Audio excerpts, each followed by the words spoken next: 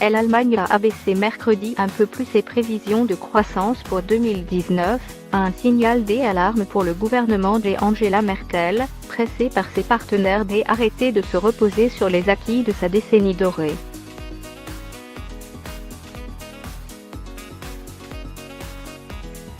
Berlin table désormais sur une hausse du produit intérieur brut PIB de 0,5% cette année, de moitié inférieure au 1,0% encore attendu pour 2019 en janvier.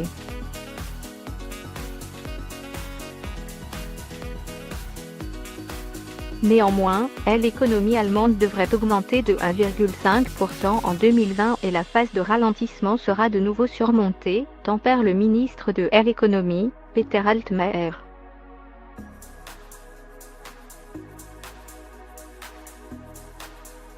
Comme ses voisins, l'Allemagne dit pâtir du ralentissement mondial dû aux conflits commerciaux et à l'impact négatif du processus du Brexit.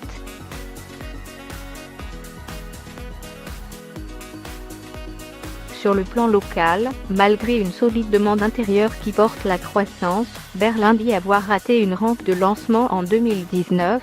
Entre autres, la sécheresse de 2018 a affecté le secteur stratégique de la chimie, quand l'entrée en vigueur de nouvelles normes européennes anti-pollution a désorganisé celui de l'automobile.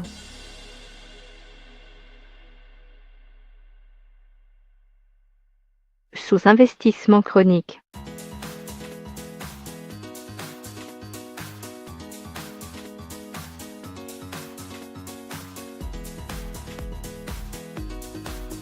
Mais, en toile de fond, l'Allemagne est rattrapée par ses vieux démons, sa main-d'œuvre vieillissante et son sous-investissement chronique dans les infrastructures ou l'innovation, qui creuse son retard technologique et menace durablement son attractivité.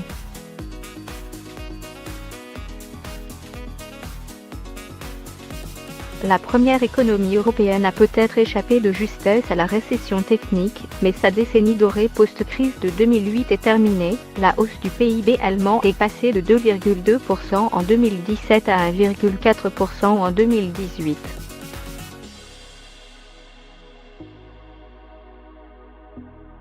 La phase de faiblesse que traverse actuellement l'économie allemande doit servir de signal d'alarme, a reconnu le ministre de l'économie.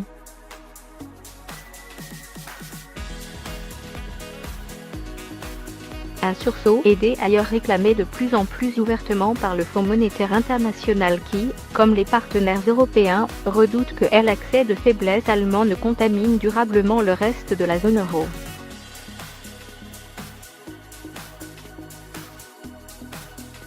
Le FMI presse donc l'Allemagne de lancer un plan de relance et d'investissement, ce dont Berlin a les moyens compte tenu de son confortable excédent budgétaire.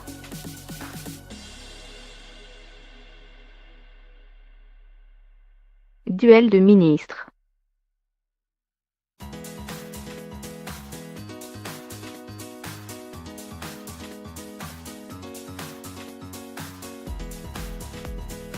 Mais, sur ce sujet, deux ministres et deux approches s'opposent de plus en plus ouvertement.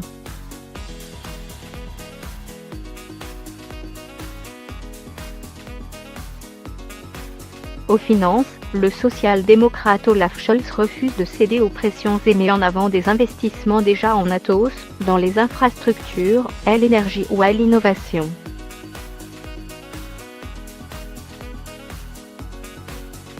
Nous ne sommes pas en récession, notre croissance ralentit, a-t-il martelé la semaine dernière lors d'une réunion des pays du G20 à Washington, assurant que l'Allemagne avait déjà fait ce qu'on lui a demandé de faire.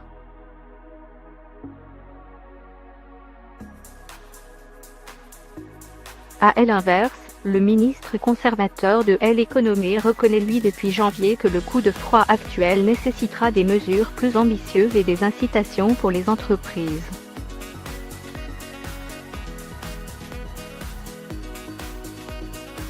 Dans une critique voilée inhabituelle lors de telles annonces macroéconomiques, Peter Altmaier, un proche de la chancelière mais très critiqué au sein du gouvernement, a appelé les autres ministères à participer de manière significative à un effort de relance.